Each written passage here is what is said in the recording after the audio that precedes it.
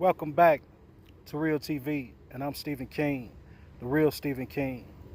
And I want to give a special thanks to all the people that have subscribed to my channel, that have liked my videos, and helped my channel grow.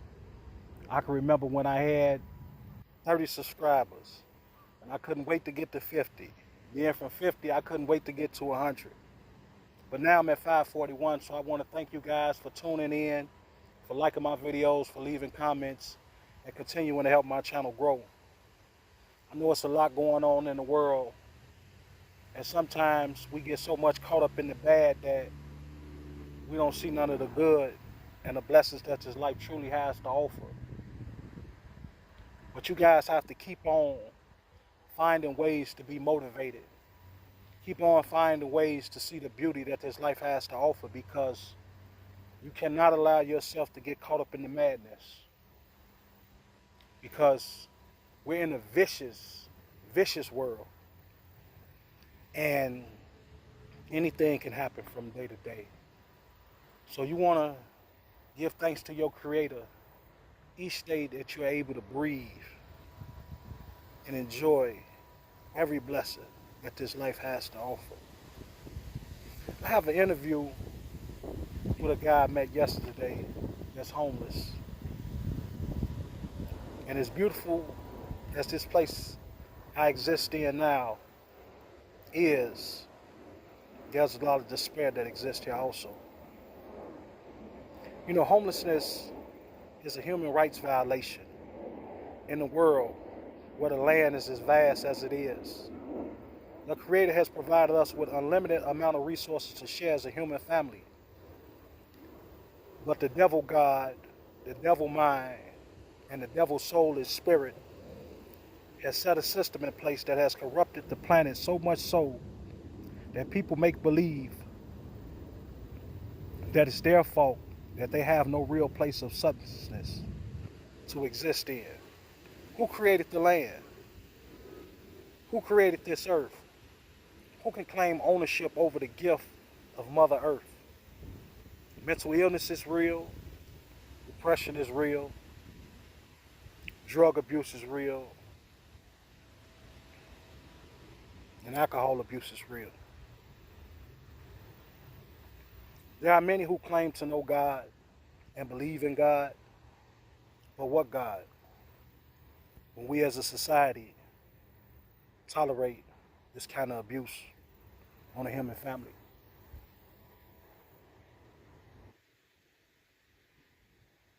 You know, always strive for better, but appreciate all the gifts that this life has to offer. Now, I want y'all to check out this interview, and at the end of the interview, I'm going to do a recap. But what's most important about people is they desire dignity. They desire to be respected as human beings, no matter what condition they're in. And we should have enough empathy inside of ourselves to express our humanity wherever we go and whomever we run into, especially when they pose no threat and they're just trying to find their way on this earth. But y'all stick to the end of this video. Y'all make sure y'all like, share, and subscribe. And I'll see y'all at the end of this interview. You gotta come a little closer too so they can hit the microphone with him. Down on your knees and contact my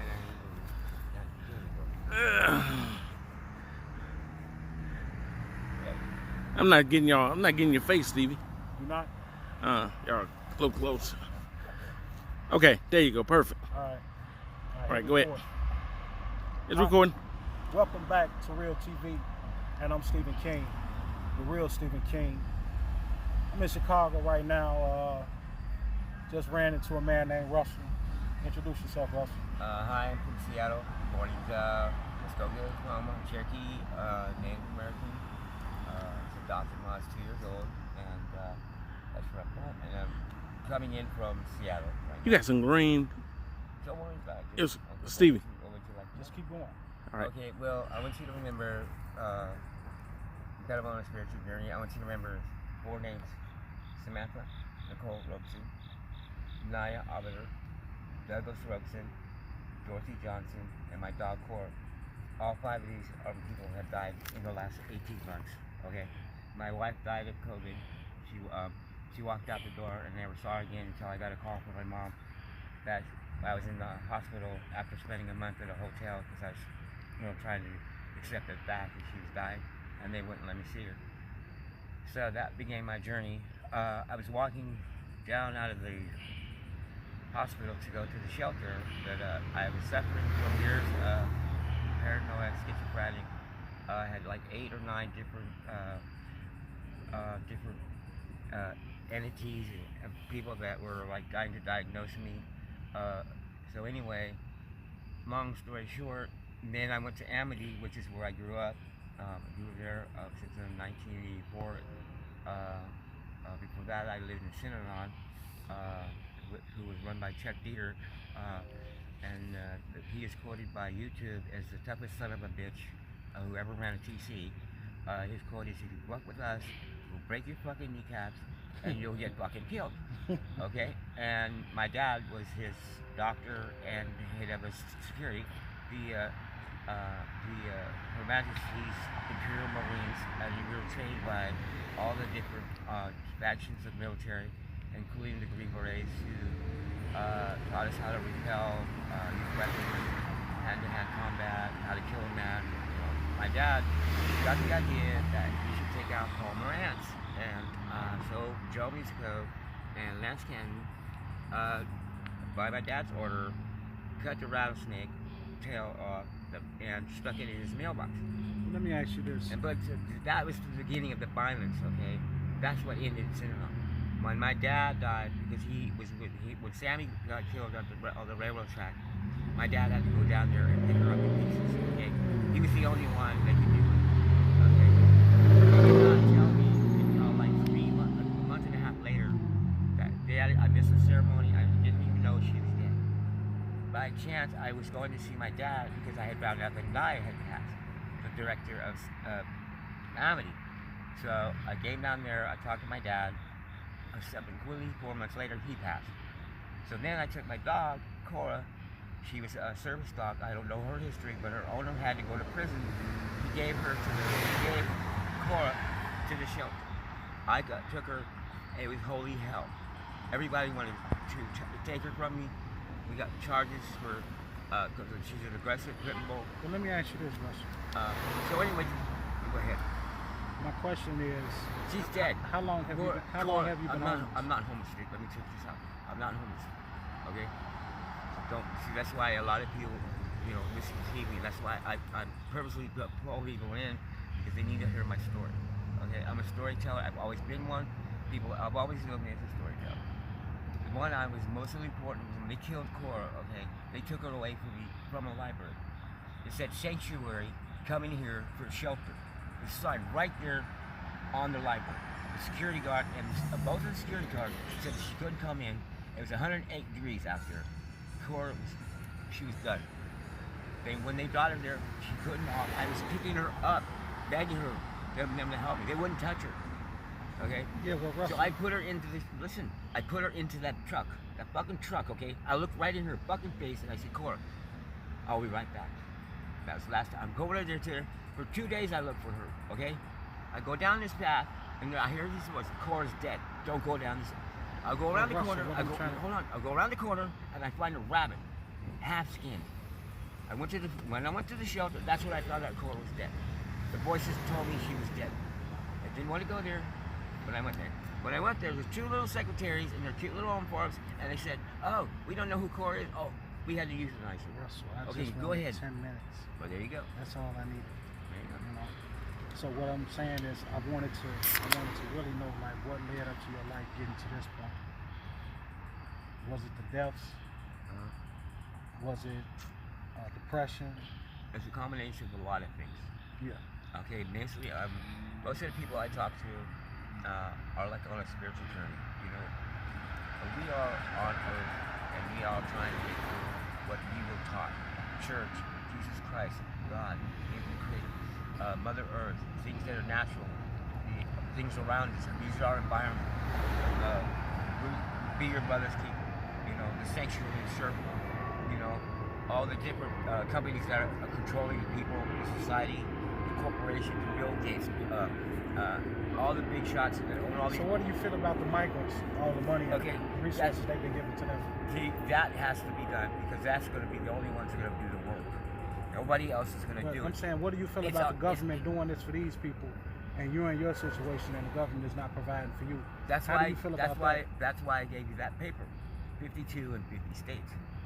Okay, that's how we're going to protect our children. They're sucking the Chinese, the kids are out there. They come to America. They stand on the corner. They sling dope. You know, up in Seattle, it's even worse.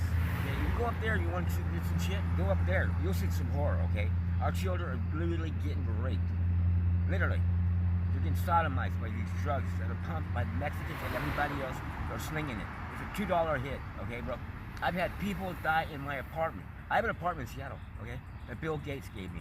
Okay, it's sanctioned by. I have a 100-year lease. Okay, me and Cora live there. All right, well, thank you, Russell. All right, well, look up Amity, okay? Okay, I'm gonna look up Amity. And It was nice meeting you. All right, well, there you go. You get your money's worth? Yeah. Thanks for the chicken. Okay, I'm back. You know, clearly you could see that Russell has some issues, dealing with a lot of heartbreak, dealing with a lot of tragedy seemingly throughout his life. And a lot of the questions that, you know, I wanted to ask him, I didn't get a real opportunity because he was real adamant about telling his story, but due to time constraints on my end, that was all I could get. But as the human family, we really need to pay attention to what's going on around us. If we got billions and trillions to destroy cities and towns and kill hundreds of thousands of people, millions of people, surely we have trillions to help build people back up. This is what needs to be advocated around the world. But for a little time that I shared with Russell, you know, he was looking to be treated with respect, looking for a little camaraderie, and just to tell his story, man. And there's a lot of people out here that would love to tell their story. And I advocate for you to tell your story because your story is important. But y'all like, share, and subscribe, man. Y'all leave a comment down below. And make sure y'all support this channel, man. Subscribe to The Real Stephen King. Because these are the people that need help the most. But I'm going to talk to you guys later.